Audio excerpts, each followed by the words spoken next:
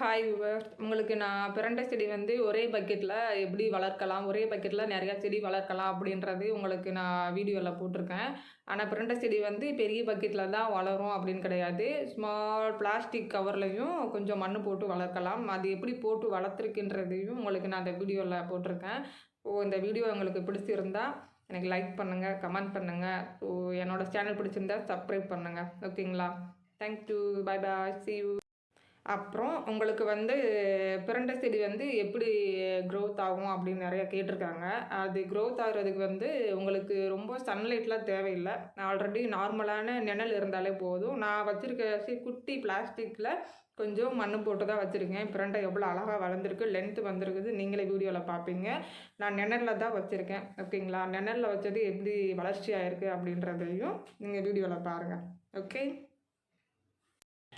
Hi viewers, இங்கே பாருங்கள், நம்ம ஒரே ஒரு பக்கெட்டில் மட்டும் நிறையா செடி வளர்க்கலாம். சில பேர் ஒரு பக்கெட்டில் ஒரு செடி தான் வளர்க்க முடியும், நிறையா திங்கிங்லாம் இருக்கும். அப்படிலாம் கிடையாது, நிறையா வைக்கலாம்.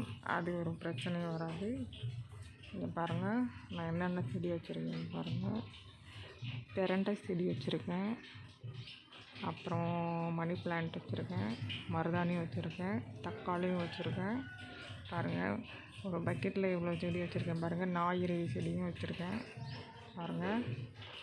இவ்வளோ அழகாக க்ரோத் ஆகிருக்குன்னு பாருங்கள். அது உள்ள நிறையா செடிகள்லாம் இருக்குது. ஆனால் இப்போதைக்கு நம்மளுக்கு இது மட்டும்தான் தெரியுது. நிறையா செடி வளர்ந்துட்டுருக்கு பாருங்கள். பாருங்கள், பிரண்டையை பாருங்கள் எவ்வளோ அழகாக வளர்ந்துருக்குன்னு பாருங்கள். ஒரே ஒரு பக்கெட்டில் எவ்வளோ அழகாக பிரண்டை வளர்ந்துருக்கு பாருங்கள். இந்த பிரண்டை நல்லது.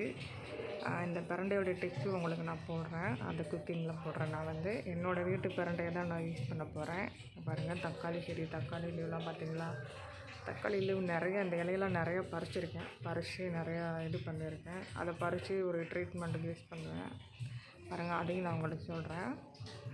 பாருங்கள், எவ்வளோ அழகாக யூஸ் பண்ணியிருக்கேன் பாருங்கள். பிரண்டை எவ்வளோ அழகாக மேலே வரைய போகுதுன்னு பாருங்கள். செம்மையாக இருக்கா? தக்காளி நல்லா வளர்ந்துருக்கு. மருதாணி நிறையா வளர்ந்துருக்கு பாருங்கள். மருதாணி பாருங்கள் எப்படி இருக்குன்ட்டு. மருதாணி சூப்பராக இருக்குது பாருங்கள். இவ்வளோ அழகாக மருதாணி வந்திருக்குன்னு பாருங்கள். மருதாணி ஒரு பக்கெட்டில் எவ்வளோ செடி வச்சுருக்கேன்னு பாருங்கள். இது பக்கத்தில் கத்தாழை ஒன்று அதை வந்து கத்தாழை நாங்கள் செவரில் கட்டிக்கிட்டு இருக்கோம். அதையும் நல்ல க்ரோத் ஆகுது பாருங்கள். தக்காளி பாருங்கள் எவ்வளோ அழகாக பக்கெட்டில் தக்காளி எவ்வளோ பெரிய தக்காளி வந்திருக்குன்னு பாருங்கள். இங்கே ஒரு தக்காளி வந்திருக்கு பாருங்கள். இந்த தக்காளி நல்லா பழுத்துருச்சு பாருங்கள். ஏற்கனவே ஃபஸ்ட்டு ஒரு பெரிய தக்காளி பழுத்துருச்சு, எடுத்துட்டோம். இது செகண்டு. அடுத்து ஒரு தக்காளி பாருங்கள். அது பக்கத்தில் எத்தனை தக்காளி இருக்குதுன்னு பாருங்கள். அங்கே ஒரு தக்காளி இருக்குது பாருங்கள். தெரியுதுங்களா? நல்லா குறிச்சா தெரியுங்களா? இந்த எல்லாம் பழுக்கிற ஸ்டேஜில் வந்துடும். ஓகே, பாருங்கள், ஒரே ஒரு பக்கெட்டில் எவ்வளோ செடி வச்சுருக்கேன்னு பாருங்கள்.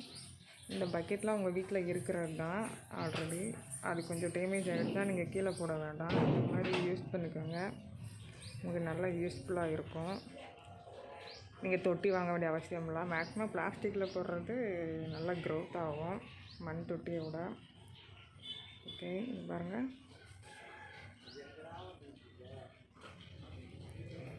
அழகாக க்ரோத் ஆகிருக்குன்னு பாருங்கள்.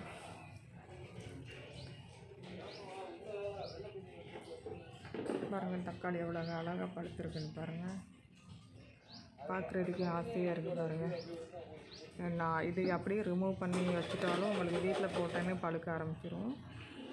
நம்ம இதிலே பழுத்தையும் எடுத்துக்கிடலாம். ஸோ உங்களுக்கு சேஃப்டி இல்லைன்னா நீங்கள் தக்காளி ரிமூவ் பண்ணிக்கிடலாம். சேஃப்டி இருந்துச்சுன்னா அங்கேயே வச்சுக்கிடலாம். ஓகேங்களா? பாருங்கள், பிரண்டையெல்லாம் எவ்வளோ அழகாக வந்துருக்கு.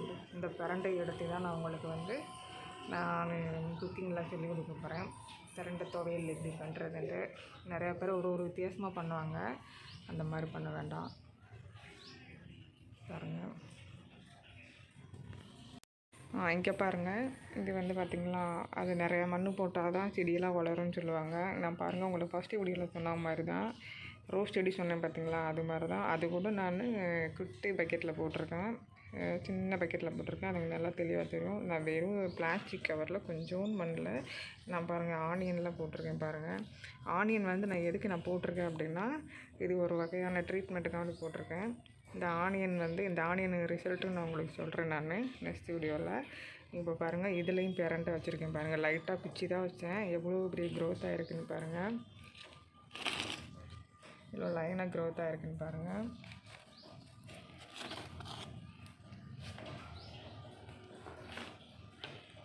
பாருங்கள் எப்படி லென்த் எப்படி போகுதுன்னு பாருங்கள். அப்படியே ஸ்ட்ரைட்டாக போயிட்டே இருக்கா. ஒரு டியூடு மண்ணில் எவ்வளோ அழகாக வருதுன்னு பாருங்கள். இது எந்த மண்ணும் யூஸ் பண்ணலை, நம்ம தெருவில் இருக்கிற மண் மட்டும்தான் யூஸ் பண்ணியிருக்கேன். பாருங்கள் அழகாக வந்துருவார். குட்டியான கவர். அந்த கவரையும் நான் கொஞ்சம் ரிமூவ் பண்ணிட்டேன். ரிமூவ் பண்ணது தெரியும் பாருங்கள். ஒரு சின்ன ஒரு இதனால் ரிமூவ் பண்ணிட்டேன்.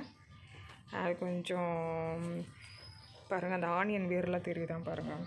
எவ்வளோ மண் எவ்வளோ ஃபாஸ்ட்டாக வளர்ச்சியில் எவ்வளோ அழகாக க்ரோத் ஆகுதுன்னு பாருங்கள். இதுலேயும் பச்சையம் இருக்குது பாருங்கள். பச்சையம் இப்போ தான் ரெடி ஆகிட்டு இருக்குது. பச்சையம் இருக்க நம்மளுக்கு செடிக்கு எந்த ஃபால்ட்டு கிடையாது. நல்ல மண்ணெல்லாம் உரமாகவும் நல்ல ஒரு இம்ப்ரூவ்மெண்ட் கொடுக்கும். பாருங்கள், நான் இந்த கவர் லைட்டாக ரிமூவ் பண்ணிவிட்டேன். பாருங்கள், ரிமூவ் பண்ண தெரியுதா? அதனால் மண்ணெல்லாம் கொஞ்சம் கீழே வந்துடும் அப்படின்றக்காண்டி இந்த குட்டியாக ஒரு பிளாஸ்டிக் இது இருந்தது, கப்பு மாதிரி. அது உள்ளார அந்த மண் வச்சு விட்ருக்கேன். அந்த கவரை தெரியுதுங்களா? அந்த கவர் தெரியுதுங்களா பாருங்கள். அது உள்ளே என்னமோ இருந்தது, பூச்சி ஏதோ இருந்தது.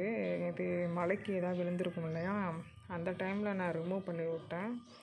அது கொஞ்சம் வர்றது கொஞ்சம் ரிஸ்க்காக இருந்தது. அது கொஞ்சம் ரிமூவ் பண்ணால் தான் வரும் அப்படின்றதுக்காக லைட்டாக மார்க் பண்ணி விட்ருக்கேன் பாருங்கள்.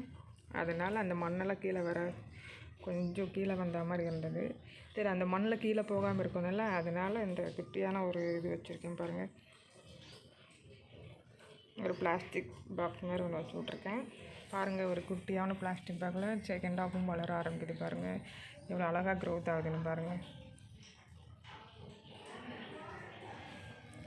உங்களுக்கு இந்த மாதிரி இதுவும் நான் பிரண்டையில் என்ன இது பண்ணலாம் அப்படின்றதையும் நான் இது உங்களுக்கு கிரேவியாகவும் சொல்கிறேன், பட்டு துவையலாகவும் சொல்கிறேன். பட் எதுக்கு யூஸ் பண்ணலான்றது நான் உங்களுக்கு சொல்கிறேன். ஓகே, இப்போ என்னோடய பிரண்டை செடி தான் நான் உங்களுக்கு அப்லோட் பண்ணுவேன், சரிங்களா?